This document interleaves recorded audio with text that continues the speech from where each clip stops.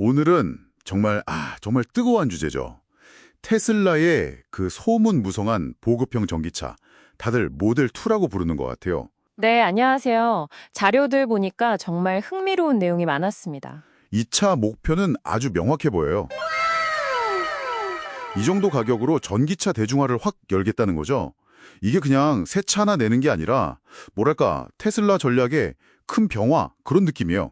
자, 한번 제대로 파고 들어가 볼까요? 맞습니다. 그래서 이 루머 속 차량의 스펙이나 생산 계획 같은 구체적인 내용들, 그리고 이게 당신이나 또 전기차 시장 전체에 어떤 의미가 있을지 그걸 좀 명확하게 알아보는 게 목표입니다. 가장 먼저 역시 가격이죠. 다들 여기에 주목하는데 15만 달러에서 한 16만 달러 사이. 근데 여기에 주행거리가 310마일. 우리식으로 하면 한 500km 정도 된다는 거잖아요. 아, 이게 진짜 가능할까요? 그 분석 보고서에서는 어떻게 봤어요? 네, 그 보고서에서도 역시 가장 중요하게 본 게 그 나트륨 이온 배터리 기술입니다. 이게 리튬이나 쿠발트 이런 거 좀 비싸고 논란도 있잖아요. 근데 나트륨은 그 의존도를 확 낮추니까 생산 비용을 절감할 수 있다는 거죠. 테슬라가 이걸로 마진도 지키면서 가격 목표를 달성하려는 거 아니냐 이런 시각이 많았습니다. 흥미롭네요. 근데 나트륨 이온 배터리가 그 에너지 밀도가 좀 낮다는 얘기도 있잖아요. 그 온라인 토론 요약 같은 데서는 500km는 너무 낙관적인 거 아니냐? 뭐 이런 지적도 본 것 같은데요. 아, 네네. 정확히 보셨어요. 그 에너지 밀도 문제는 분명히 기술적으로 풀어야 할 숙제죠. 다만 테슬라니까 배터리 관리 시스템, BMS라고 하죠.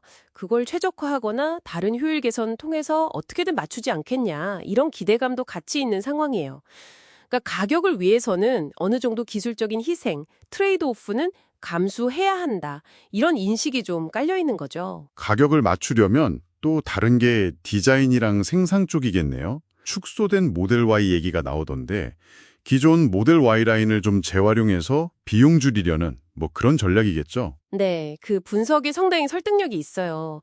모델 Y가 워낙 성공했으니까 그 디자인 느낌이나 생산 노하우를 가져와서 개발 시간, 비용 다 줄이려는 거죠. 근데 이게 기능이 좀 단순화되거나 디자인이 바뀔 수 있잖아요. 여기에 대해선 팬들 사이에서도 의견이 좀 갈리더라고요. 이런 단순화 혹은 희생, 어디까지 괜찮을 것 같으세요? 생산 방식도 진짜 파격적이던데요. 기존 라인 쓰는 거 말고도 그 옵티머스, 휴머노이드 로봇 있잖아요. 이걸 대규모로 넣어서 제조 비용 낮추고 연간 500만 대 생산 목표. 와, 유튜브 분석에서는 이 로봇 도입 효과를 상당히 좋게 보던데요. 맞습니다. 그 분석에서는 옵티머스가 단순히 인건비 줄이는 걸 넘어서서 조립 정밀도나 오류 감소 같은 걸로 전체 생산 효율을 엄청나게 높일 수 있다. 이렇게 봤어요. 잠재력이 크다고 본 거죠. 물론 실제로 대규모 라인에서 이 로봇들이 얼마나 잘 돌아갈지는 좀 지켜봐야겠죠. 현실을 또 다르니까요. 생산 시작 시점은 이르면 이미 6월 프리몬트 공장에서 시작했을 수도 있다. 이런 얘기도 있고요. 공식 공개는 11월 주주총회가 유력하다. 이런 관측이 많습니다. 이게 시장에 나오면 파급력 진짜 엄청날 것 같아요. 특히 BYD 같은 중국 저가 전기차랑 완전 정면 승부잖아요. 전기차는 비싼 부자들 장난감이다. 이런 인식을 완전히 깨려는 시도 같기도 하고요. 어쩌면 테슬라 라인업 중에서 제일 많이 팔리는 차가 될 수도 있겠어요. 네, 그렇죠. 이게 단순히 그냥 싼 차 하나 파는 문제가 아니라 더 길게 보면 완전 자율주행, FSD 기능이랑 결합될 가능성이 크다는 거죠. 그래서 결국 로보택시 플랫폼의 핵심 차량이 될 거다. 이런 전망도 계속 나와요. 다만 이렇게 되면 기존 모델 Y 판배를 좀 갉아먹는 거 아니냐. 이런 걱정도 당연히 있고요. 자기 잠식 위험이죠. 이것도 고려해야 할 부분입니다. 근데 재밌는 게 정작 일론 머스크는 모델 2라는 이름은 자기가 붙인 거 아니라고 했다면서요? 완전히 다른 걸 만들고 있다. 이런 식으로 말했다는데 이름이 뭐가 되든 간에 이 보급형 모델에 대한 기대는 정말 엄청난 것 같습니다. 자, 그럼 정리를 좀 해볼까요? 테슬라의 이 루머 속 보급형 모델, 파격적인 가격, 그래도 쓸만한 주행거리, 그리고 혁신적인 생산 방식, 이걸로 전기차 시장의 판도를 바꿀 잠재력, 확실히 커 보입니다. 진짜 전기차 대중화의 시작을 알리는 그런 차가 될 수도 있겠네요. 그래서 이 모든 게 우리한테 시사하는 바는 뭘까요? 결국 핵심 질문은 이거 같아요.